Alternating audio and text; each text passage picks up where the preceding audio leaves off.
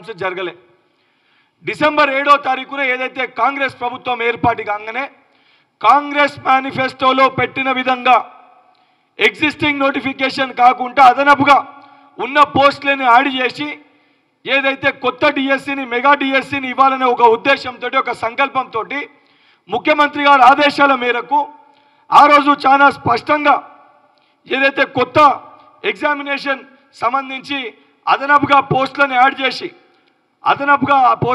చేసి ఏదైతే 5,000 ఉన్న పోస్టులని 11,062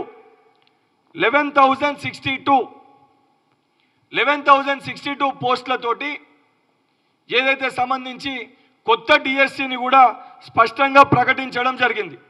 కొత్త డిఎస్సిని ప్రకటించినప్పుడు కూడా మొదటగా డిఎస్సి ఏదైతే సంబంధించి ఆల్రెడీ టెట్ కండక్ట్ చేసి ఉండే డిఎస్సిని ఏదైతే యాడ్ చేసి డిఎస్సిని కండక్ట్ చేయడానికి ఏదైతే మే 20కి వెళ్ళి జూన్ మే మంత్లో డిఎస్సిని కండక్ట్ చేస్తామని చెప్పి ఫ్రెష్ నోటిఫికేషన్ ఫిబ్రవరి మంత్లో ఇచ్చి ఫిబ్రవరి మంత్లో 29 ఫిబ్రవరి 2024 కొత్త డిఎస్సి నోటిఫికేషన్ పోస్టులను పెంచి కొత్త నోటిఫికేషన్ ఇవ్వడం జరిగింది. ఇచ్చిన దాంట్లో కూడా మే మంత్లో డిఎస్సిని కండక్ట్ చేస్తామని చెప్పి ఆ డేట్స్ని కూడా చెప్పడం జరిగింది. మే ఎండింగ్కి వెళ్ళి జూన్ ఫస్ట్ వీక్ వరకు డిఎస్సి ఉంటుందని చెప్పి స్పష్టత ఇచ్చారు. ఇచ్చిన తర్వాత కొంతమంది స్టూడెంట్స్ ఏదైతే గతంలో టెట్ ఎగ్జామ్ టఫ్గా ఉండే టెట్లో క్వాలిఫై కాలేకపోయినామో సుమారు మరొకసారి కొత్త టెట్ని మీరు కండక్ట్ చేస్తే అడిషనల్గా ఒక 3-4 లక్షల మంది అప్లై చేసుకొని డిఎస్సికి అర్హత పొందుతామని చెప్పని ఆ రోజు ఏదైతే డిఎస్సికి ఈరోజు అర్హత కలిగిన అభ్యర్థులు కానీ సంబంధించిన విద్యార్థి నాయకులు యోజన నాయకులు అందరి రిక్వెస్ట్ మేరకు సరే ఏదైతే సంబంధించి మరొకసారి టెట్ నిర్వహిస్తామనే ఉద్దేశంతో డిఎస్సిని పోస్ట్ పోన్ చేసి ఆ రోజు ఏదైతే డిఎస్సి స్లాట్స్ ఉన్నాయో మే జూన్లో ఏదైతే ఉన్న డిఎస్సి స్లాట్స్లో టెట్ని నిర్వహించడం జరిగింది. ఈయన్ని అసలైన విషయం దాగుంది.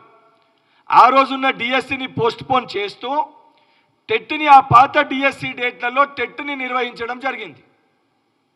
టెట్ని నిర్వహించి చాలా స్పష్టంగా ఏదైతే గత ప్రభుత్వానికి చిత్తశుద్ధి లేక 4,500 పాఠశాలల్ని మూసేస్తే 100% గ్రామీణ ప్రాంతంలో ఉన్న ప్రతి బలహీన వర్గాల విద్యార్థులకి మెరుగైన విద్యను అందించాలని ఒక సంకల్పంతో ఆ పాఠశాలను ఏదైతే పునరుద్ధరించాలని ఒక సంకల్పంతో ప్రభుత్వం తీసుకొని తక్షణమే ఆ పాఠశాలని ప్రారంభించి ఏదైతే అకాడమిక్ ఇయర్ లోపల స్టార్ట్ అయిన ఒక నెల లోపల టీచర్స్ని రిక్రూట్ చేయాలని ఒక సంకల్పంతో ప్రభుత్వం నిర్ణయం తీసుకొని డిఎస్సిని కండక్ట్ చేయాలని చెప్పి ఇప్పుడు మనకున్న డిఎస్సి డేట్స్ ఏవైతే జూలై 18కి వెళ్ళి ఆగస్టు 5th అంటే జూలై మంత్లో సుమారు జూలై ఆగస్టు మంత్లో ఎగ్జామినేషన్ డేట్స్ ఉంటాయని చెప్పి చెప్పడం జరిగింది.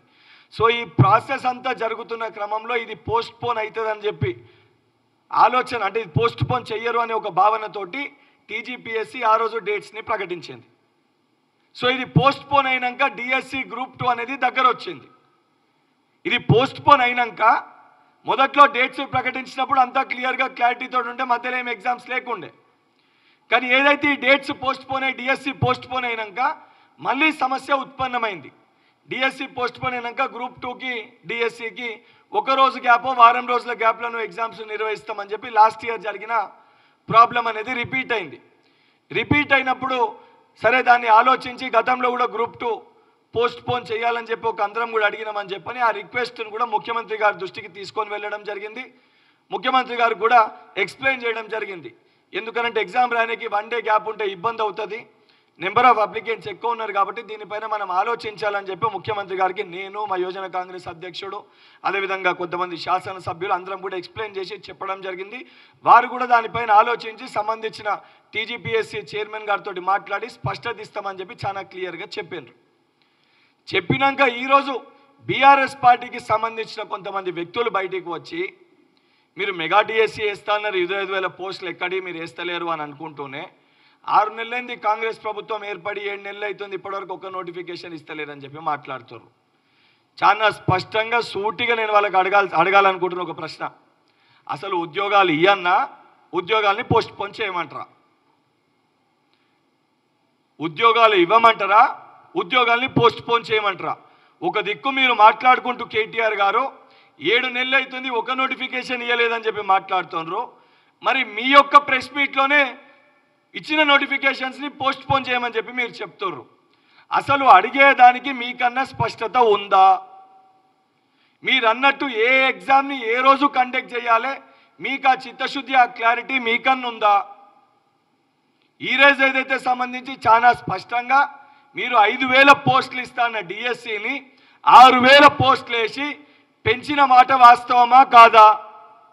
గతంలో డిఎస్సి ఉన్నప్పుడు మరొకసారి టెట్ నిర్వహించాలన్నప్పుడు ఫిబ్రవరిలో వచ్చిన డిఎస్సి నోటిఫికేషన్ని పోస్ట్ పోన్ చేసిన మాట వాస్తవమా కాదా? లాస్ట్ టైం ఉన్న డిఎస్సి డేట్స్లో మరొకసారి టెట్ని నిర్వహించిన మాట వాస్తవమా కాదా?